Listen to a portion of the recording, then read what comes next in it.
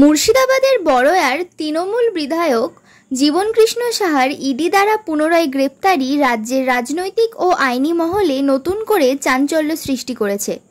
এটি কেবল একটি সাধারণ গ্রেপ্তারি নয়, বরং প্রমাণ লোপাটের একটি নাটকীয় প্রচেষ্টার পুনরাবৃত্তি, যা প্রায় 2 বছর আগে একই মামলার পরিপ্রেক্ষিতে ঘটে যাওয়া কেন্দ্রীয় তদন্তকারী সংস্থা সিবিআইয়ের তদন্তের স্মৃতি ফিরিয়ে এনেছে।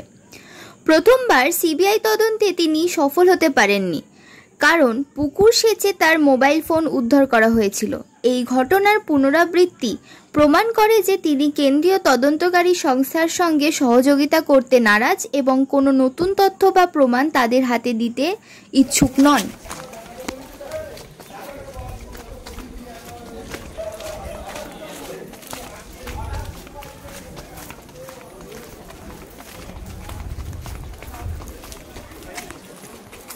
ड्राइवर लोग ओए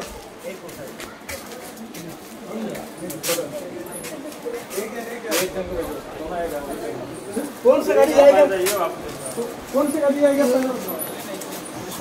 ये वाला का ड्राइवर कौन है?